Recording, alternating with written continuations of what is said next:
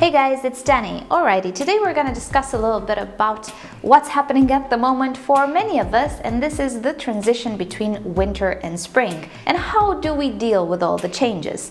Now, this transition between seasons, in my opinion, it is the most important one. Usually transitions between spring to summer and even autumn to winter, they're not necessarily all that dramatic or all that important, at least for me, but usually the transition between winter to spring is the worst, or at least the most problematic one, and then the transition from summer to autumn again poses a little bit of difficulty, but not as much. So first of all, this transition doesn't happen the same for all of us. For some of us it doesn't happen at all. This has to do first with where you grow your orchids. If you grow them in your home, maybe some changes will not be so dramatic in accordance to your climate. Let's say outside it might be minus 20 degrees Celsius, but in your home you have 20 degrees Celsius. So of course, things will be more or less obvious depending where you grow the orchids.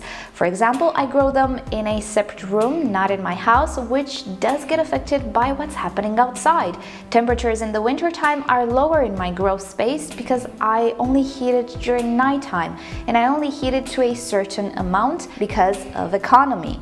When it's warm, obviously my grow room is warmer as well. So it is getting influenced by what's happening outside. It's also getting influenced by the light quantity and the duration of the day. If you grow your orchids in a room which only receives, let's say, artificial light, or is very little influenced by what's happening outside, changes will not be so dramatic. So that's one thing to consider. And of course, the second aspect is the climate. In some areas of the world, the difference between summer and winter, or actually winter and spring, is not that dramatic because seasons are kind of even. In some areas, we cannot say about a major difference between night and day or temperatures even. So in those areas, of course, the transition might not mean anything. You might have to do other types of transitions, such as from the rainy season to the drier season. But of course, I can only speak from my experience in the climates that I've been living in. And these are the type of climates which do have a distinct summer and winter, with lower temperatures, shorter days in the winter, and very high temperatures and longer days in the summertime. And of course, I do have a transition in the form of spring and autumn. So I'm only gonna focus mainly on that because that's what I know. So the first thing that's gonna happen in spring is the increase in day length, the increase in days with sunshine perhaps, and also the increase in temperatures to some extent. Now, all of this put together make an orchid start to grow faster again.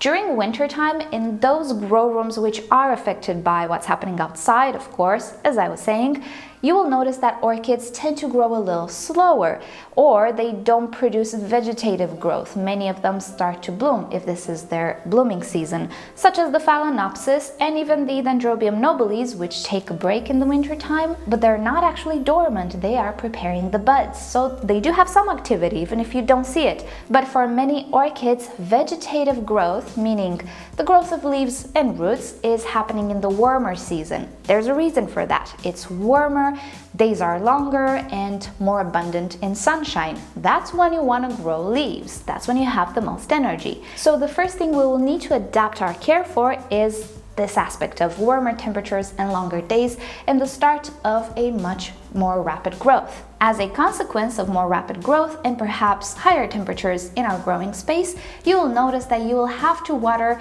more and more frequent than you used to in the wintertime. There are two reasons for that. One is evaporation, of course, but also the fact that the orchids started to consume once again. Many orchids put out new leaves or new growth during the season, and of course new roots, so you will notice they will start to drink a lot more. And your pots will start to dry out faster and faster. Now, don't imagine overnight, depending on your medium, of course, but you will notice gradually a little difference.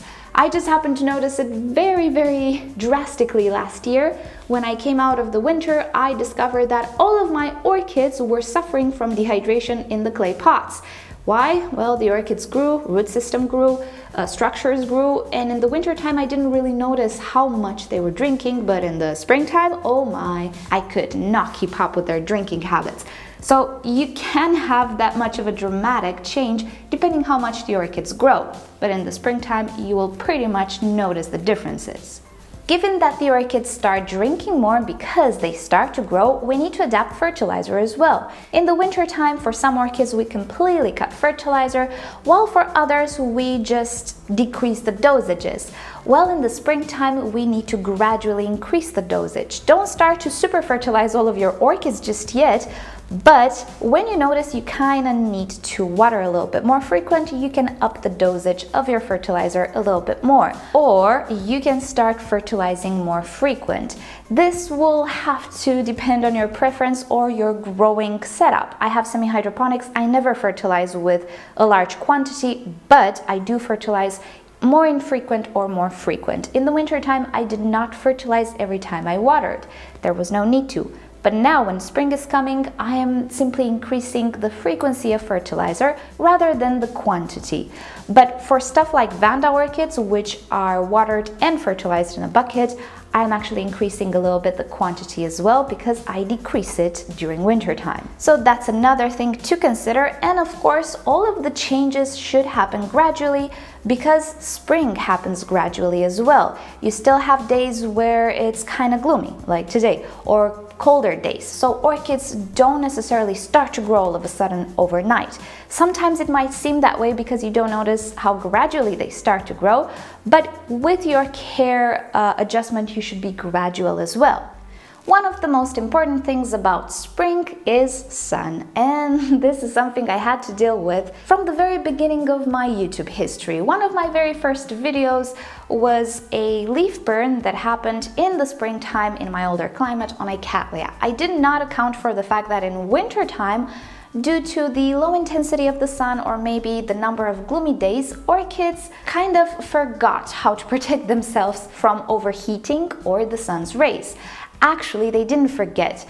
I have a video down below in the description which you can check out explaining what actually happens inside the orchid leaves and what actually protects it from the heat of the sun. In the winter time, a certain substance is not produced in such great quantities anymore because it's not needed. So the orchid focuses on producing other important things, maybe things that protect it against the cold weather or whatever it encounters in her growing space. So when spring comes, you can have that type of climate which is just gloomy for a month straight and then bang, sunshine. But the problem is the sunshine is greater than what it was a month ago when the orchid last saw it. So now when the sunshine hits the orchid, you can have leaf burns. And I think springtime is the most common season to have leaf burns or damaged leaves because of the sun and overheating of the leaves and so on and so forth. So one of the biggest things I always keep in mind is the sunshine. Given in my new climate in the winter time, I do have quite a lot of sunny days, but even so, I do still discover that especially on my Vandas and Cattleyas, which receive the most light, I do still have that intense reddening of the leaf, which is the anthocyanin pigment starting to protect the leaf.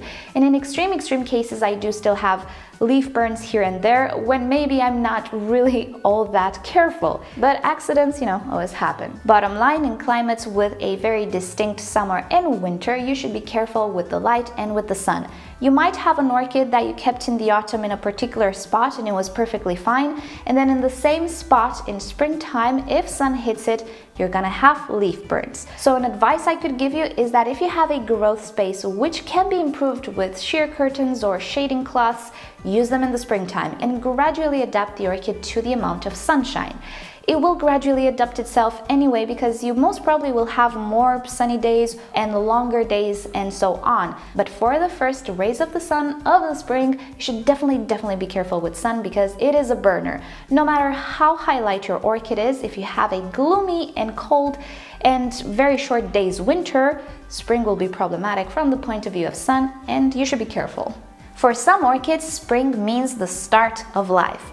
Such as for the Dendrobium nobile. I told you this orchid doesn't really take a dormant rest, but he does really indeed take a rest from vegetative growth. He doesn't grow leaves or new canes or things of the sorts, but he's cooking up the buds, so that's good news. In the springtime, usually the nobile blooms, and this is where we kind of need to adapt care for it in comparison to winter. In winter time, we didn't fertilize at all. There was absolutely no need. The orchid uses its stored nutrients to create the buds and the flowers, and us fertilizing it can only increase the risk of root burn, so we don't want to do that. However, in the springtime, this orchid starts to grow vegetatively as well. You'll notice tiny little canes being formed at the base. This is when we can start fertilizing. Again, we need to adapt fertilization, and in the first period of spring, don't fertilize all that much and increase fertilizing as we go into summer. But for this type of orchid, of course, we need to adapt our care in accordance to what's happening outside, but also what's happening with the orchid, since the nobile is not a continuous grower. And then, of course, we have the orchids that completely go dormant in the winter time, such as some catasetums, not all of them. In this case, yet again, we need to adapt our care in accordance to the species or variety that we have, and furthermore in accordance to individual orchids. I have catasetums which didn't start vegetative growth just yet, so there's no need to water or fertilize them, but I do have this guy, which as you can see has a tiny growth there, and soon enough we're gonna have some roots as well. He needs to be repotted, but for this guy I need to pay closer attention and see when he will need water, when these canes will start to shrivel. That's pretty much a cue that you need to water the orchid. So yet again, that's something that I need to pay attention to in springtime, because that's how this orchid grows. And she's not the only one. There are quite a few orchids that start to come to life again in the springtime. It's a wonderful season, but I think it's more problematic than any other transition during the year.